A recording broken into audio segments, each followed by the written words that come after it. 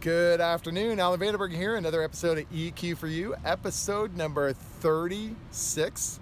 Today's episode is a calendar pause.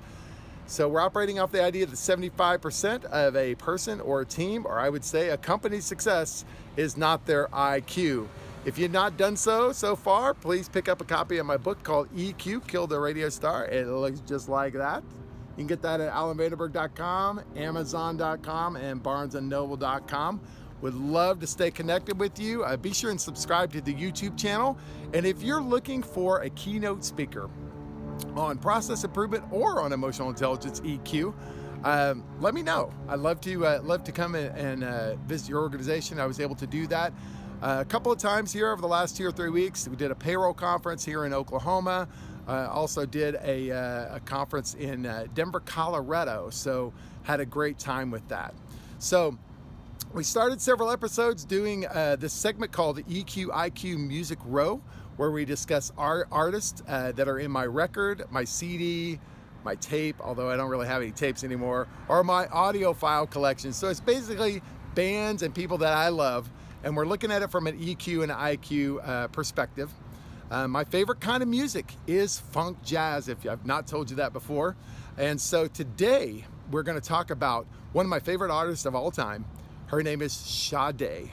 Yeah, her real name is actually Helen, and her middle name is Folsa Sade, something like that. And her last name's Adu. So Helen Adu, let's go with Sade. How's that? So in the catalog of Sade, only 6 total albums, which is amazing. Only six total albums were put out by Sade from 1984 to 2010. And she is one of the most successful British artists of all time. Smooth jazz. If you've not heard of her, you have to go check her out. I was able to see her a couple of times in concert over the years, back in the 90s. She came here to Tulsa, and then on a comeback tour in 2011, we saw her in Kansas City, and I was really close, and it was just totally awesome. The Kansas City show was really interesting because an opening act that I had never heard of before was an unknown person. His name was John Legend. So that was a great concert. So Sade's a very private person. You really don't see a lot of interviews with her over the years. She's got big hits like Smooth Operator, Your Love is King, Sweetest Taboo. But the song I want to recommend to you is one off of her second album, Promise. It's kind of a deep cut. So here's the album right here, or the CD, if you will. It's called Promise. But she's got a song on here called Maureen. It's a deep cut, but it's one of my favorites. It's just a great smooth jazz sound that Sade has. So check that out. I'll put it in the link in the show notes. I put the link, and you can check that out. So check out Sade. And so now we give the EQ IQ rating for her amazing, commercially successful jazz sound. IQ gives Sade a 5. And amazingly, you never really hear anything about Sade from her. How she's handled fame and fortune has just been amazing. She stays out of the drama and all those kind of problems. So she gets a 5 on both the EQ and IQ. All right, sound good? Fun times as always. All right, so today's episode, EQ for You, is called Calendar Pause. All of us have the same 24 hours in a day. We get to choose where we spend our time. There's 2 ways we use time: planned and unplanned. So I planned to mow the lawn, but when I went out to go start the mower, after many, many years of using this mower this summer, my mower died. I was so heartbroken. It's like a 30-year-old mower, but it was a great mower. But we look at time management, and it is partially IQ. There is a partial piece of time management that is an IQ skill. And how I know that is, if I was to ask you, how many times have you taken a time management training in your career? How many times have you went to one of those time management seminars or trainings that your company offers, or you go to some, seminar, if you will? So why do we still struggle with too much to do and not enough time? 75% of that is your time management, is EQ skills, your choices and your behavior. So if we look at things like my home calendar, my personal home calendar on March the 9th of 2020 was completely full. I had an Oklahoma City Thunder game that we were going to.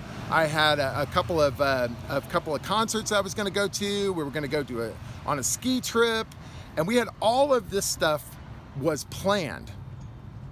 Then we had a calendar pause. March the 9th, I never will forget it. I was in Oklahoma City at the Thunder game, which never actually happened, and we were waiting, and they came on. They said, "Hey, the basketball game has been due to unforeseen circumstances. The basketball game has been canceled." And after that point, all of us had what is a calendar pause. It's really the only time in our lifetimes where circumstances out of our controls filled our calendar with nothing. And from that, I've had a lot of people and friends over these last several months. That event really caused people to reevaluate what was truly important on my calendar. Matter of fact, we had a management meeting and we actually said, hey, get out our project list. What's truly important? What do we have to do? We had one of those conversations. It was just an epic time in life. So here's my question for you is, where are all your calendars? So at my house, we have a Hawaii calendar, and we put all the family events on that calendar. All the concerts, all the events that we have, all the vacations that we have, all of that. At work, I have a handwritten to-do list. I know it's a handwritten to-do list, but that's what I have it. And then, of course, we all have our phones and our desktops at work where we keep our digital calendars, right? But it does feel like to me that I'm busier than ever today than I've ever been. Why is that? What is filling my calendar? What is filling your calendar? Time management. Really simple. It's really, really simple. Time management is really, really simple, but it's really, really hard. Because of what? Because of choices. What you want to do versus what you don't want to do. What you need to do versus what you don't need to do. So does your calendar choices of where you spend your time align with your strengths, your goals? Recent events for me, things like I'm a bike rider, and so I had a bike flat. I had a flat tire, and I could have maybe tried to figure out how to put that on, but I just took it to the bike shop, said, here, I'm going to pay you to do this. Recently, again, on things on my calendar, I'm practicing for this holiday musical that's gonna take place, in which I play guitar in, and it takes a lot of time to do that. But I love doing it, so that's a part of filling my calendar. I'm planning a vacation for the holidays, so you know what? Instead of doing what I normally do, and that's painstakingly comb the internet, I actually hired a travel agent, which I haven't done in years, and it's turned out to be just the greatest thing ever because she knows exactly what we want to do, where we want to go, and how much money I want to spend.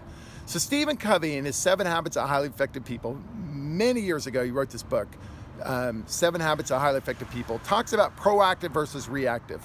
What I have to do, things like, or what you really should do, pay your bills, have an annual physical, save for retirement. These are things that we really should be doing, but sometimes we don't do them. Have you ever talked to somebody that said, I really need to go to the doctor and do my physical, but we can't really do that. I work at a company that actually pays us to get an annual physical every year, and I can't tell you how many people say they don't have time to do that. So, constant reactive mode, hair on fire, out of control, can cause stress. Sometimes a lot of stress, sometimes very dangerous, unhealthy stress. So here's the challenge I have for you today. Take the calendar pause challenge. Take out your calendars and your to-do list, all of them, on your phone, at work, at home.